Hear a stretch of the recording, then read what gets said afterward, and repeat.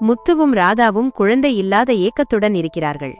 அவர்கள் ஜிங்ஜா என்ற யானையுடன் ஒரு அனாதை இல்லத்திற்கு செல்கிறார்கள். அங்கு மகாராஜன் என்ற சிறுவனின் துள்ளலான கண்களும் புத்திசாலித்தனமும் அவர்களை கவர்கிறது. அவனை தத்தெடுத்து தங்கள் வீட்டிற்கு அழைத்து வருகிறார்கள்.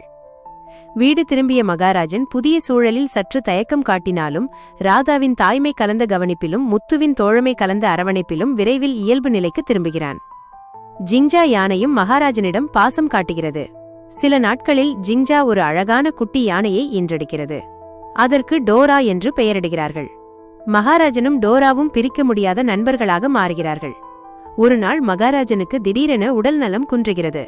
அவனது உடல்நிலை மோசமடையவே முத்துவும் ராதாவும் பதற்றமடைகிறார்கள். ஜிங்ஜா யானையும் கலங்கிப்போய் அவனை பரிதாபமாக பார்க்கிறது.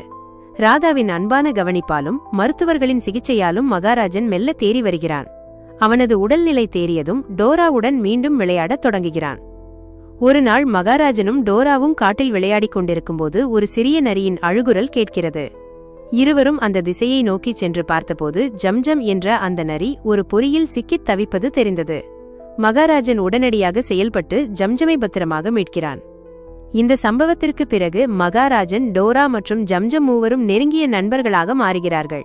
அவர்கள் தினமும் ஒன்றாக விளையாடுகிறார்கள், உணவை பகிர்ந்து கொள்கிறார்கள், மேலும் ஒருவருக்கொருவர் ஆபத்து காலத்தில் உதவி செய்கிறார்கள். காட்டில் அமைந்திருக்கும் ஒரு சிறிய ஏரிக்கரையில் மூவரும் தங்கள் நட்பை கொண்டாடும்போது தூரத்தில் ஒரு வித்தியாசமான சத்தம் கேட்கிறது. அது என்ன சத்தம் என்று தெரிந்து கொள்ள மூவரும் அந்த திசையை நோக்கி செல்கிறார்கள். அந்த சத்தம் ஒரு சிறிய குன்றின் மேலிருந்து வருவது போல் இருந்தது. மூவரும் மெதுவாக அந்த குன்றின் உச்சியை அடைகிறார்கள். அங்கு கருடன் என்ற ஒரு பெரிய கழுகு தனது கூண்டில் சிக்கித் தவிப்பதை பார்க்கிறார்கள். கழுகின் காலில் காயம் ஏற்பட்டிருப்பதால் அதனால் பறக்க முடியவில்லை. மகாராஜன் மீண்டும் தனது சாமர்த்தியத்தை பயன்படுத்தி கருடனை பத்திரமாக கூண்டிலிருந்து விடுவிக்கிறான். விடுதலையான கருடன் சிறிது நேரம் திகைத்து நின்றாலும் பின்னர் மெதுவாக வானில் பறக்கத் தொடங்குகிறது. அது பறக்கும் அழகை மூவரும் வியப்புடன் பார்க்கிறார்கள். இந்த சம்பவத்திற்கு பிறகு கருடனும் அவர்களுடன் நட்பு கொள்கிறது. கருடன் வானில் பறந்து சென்று காட்டில் நடக்கும் விஷயங்களை அவர்களுக்கு சொல்கிறது. காட்டின் அழகையும் அங்கு வாழும் விலங்குகளின் விந்தைகளையும் அறிந்து மூவரும் ஆச்சரியப்படுகிறார்கள். ஒரு நாள் கருடன் ஒரு முக்கியமான செய்தியுடன் வருகிறது. காட்டின் எல்லையில் இருக்கும் ஆற்றில் யாரோ விஷம் கலக்கிவிட்டதாகவும் அதனால் அங்குள்ள மீன்களும் விலங்குகளும் இறந்து கொண்டிருப்பதாகவும் கூறுகிறது.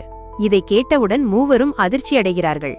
காட்டின் அமைதியை குலைக்கும் இந்த செயலை தடுக்க அவர்கள் முடிவு செய்கிறார்கள். இந்த கதை அன்புக்கும் பாசத்திற்கும் மொழி, இனம், ஏன் உயிரின வேறுபாடுகள் கூட தடையில்லை என்பதை உணர்த்துகிறது. நண்பர்களே, மகாராஜாவின் சாகசங்கள் இன்னும் முடியவில்லை. ஆற்றுக்கு விஷம் கலந்தவர்களை கண்டுபிடித்து அவர்கள் என்ன செய்ய போகிறார்கள்?